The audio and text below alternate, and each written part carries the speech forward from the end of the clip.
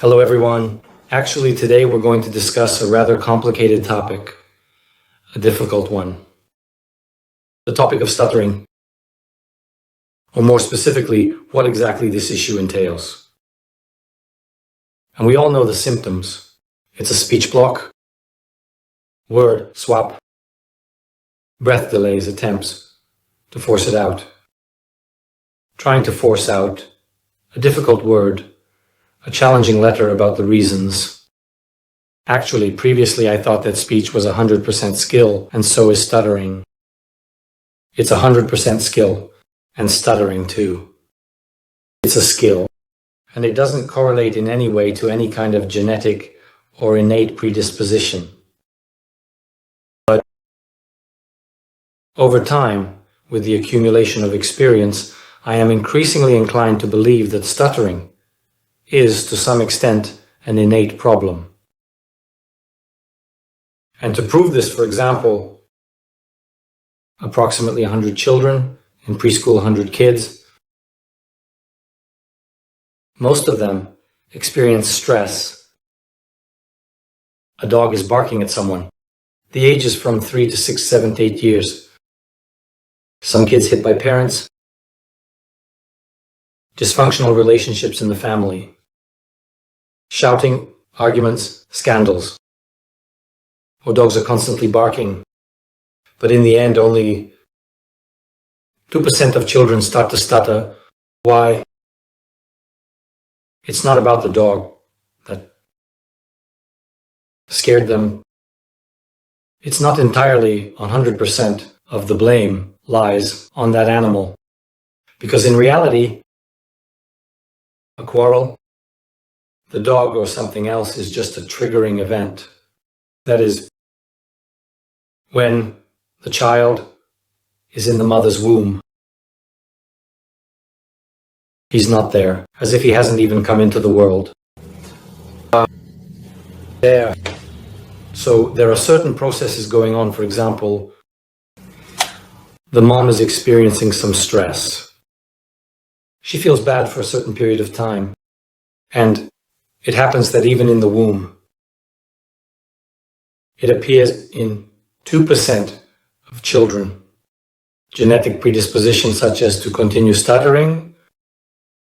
More precisely, then it's called something else, and later we, the doctors and everyone else, give it that term. So when we talk, we understand that it will be difficult for us. From previous media experience, we understand that we will have air getting up. The breath stops. Words don't go.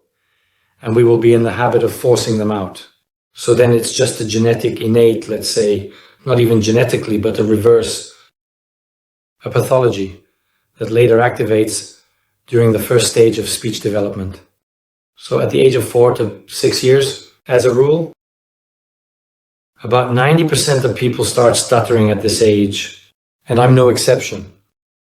That is, many think that 100% the cause of stuttering there, the dog was hurt, or someone was left at the train station.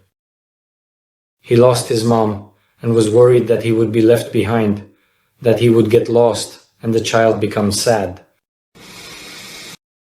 But that's just a triggering event, because if it weren't for this case, he would likely start stuttering due to another incident.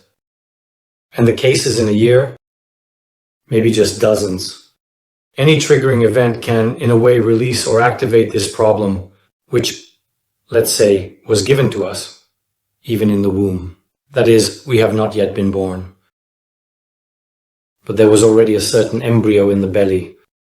So that's why, for those who are working on overcoming stuttering, especially if it's a serious degree, strong, it often happened if a person had suffered chronically before, that is, more than 1 year. There, as a rule, it's about 5, 10, 15, 20 years. People suffer, they stutter. Some people more, some less, some seek help. For them, it doesn't go away 100%. Why? Because after all, it's an innate, fundamental feature of our body to certain stimuli. Because again, When we're alone with ourselves, we don't stutter because there are no triggers. When talking, for example, to a dog or any of our pets, we won't stutter even with a parrot. Why? Because there is no evaluator, that is, there is no stimulus. It's even simpler, much simpler, or most of those who stutter, won't even stutter. So this feature doesn't apply to every case. And when we are in a calm state, we believe with our family, with some close ones, with friends, even then one cannot stutter or stutter minimally. So already the stuttering coefficient depends on a particular state of our mood. Also depends on the partner, who they are.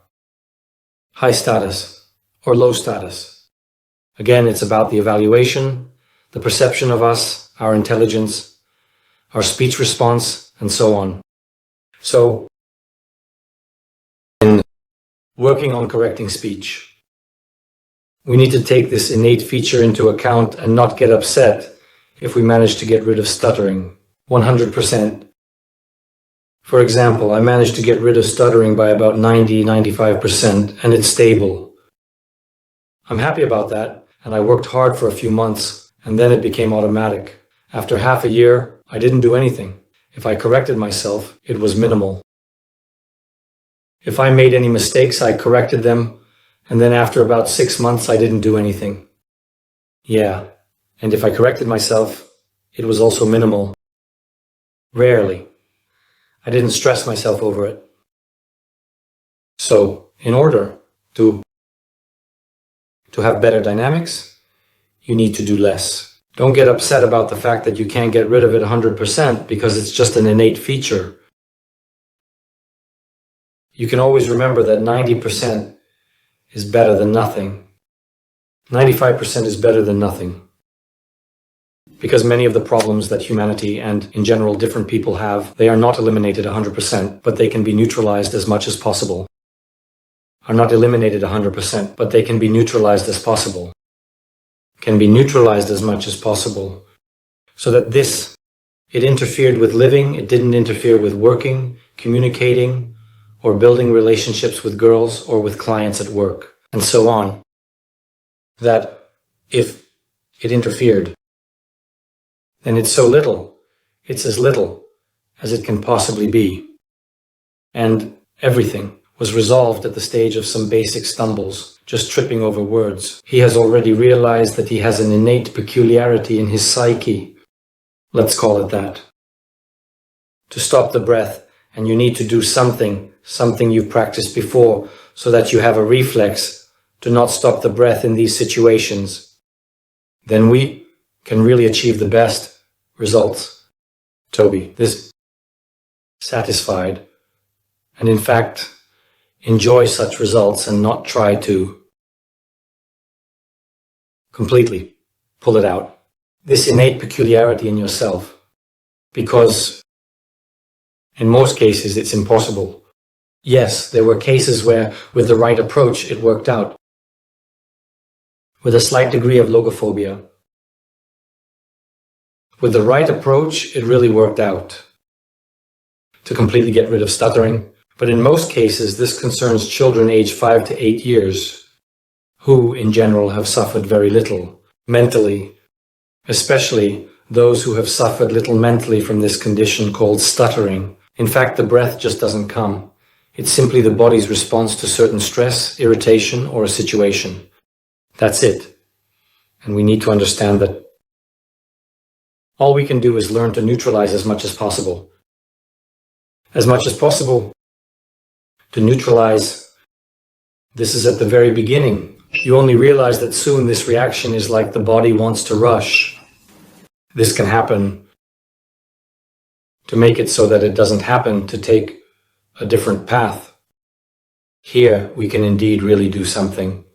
So it's better not to get upset about the fact that, well, I was born this way. Why? Me. Why?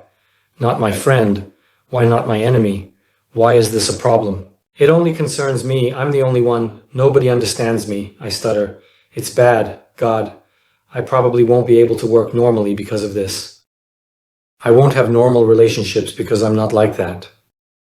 And it starts with self-blame, even self-deprecation, like they are all normal and I'm not. Some people can do this, okay? And some people, he'll do what he has to do, and whatever will be, will be. But if he works to the max, he'll just get the best results and make his life a lot easier. It will greatly ease his speech because life depends on it. Actually, from speech. We communicate very often, we communicate everywhere, at home, with friends, at work, yes, even with strangers. You just need to ask yourself. And again, we need to use things, although at that time it became a bit easier because there is navigation. There's a certain app, you can say little. But on the other hand, if you want to speak but don't allow yourself to, then you either replace words often, so again you feel bad about it inside, meaning you're suffering from it. You start to dig yourself in, burying yourself over what you didn't do, but could have if, for example, you didn't stutter. So,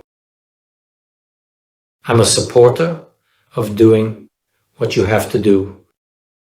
What will be, will be. If you believe that, you should maximize your speech abilities and bring, let's say, your thinking and speech as close to normal as possible, then do it, work on it, and whatever will be, will be.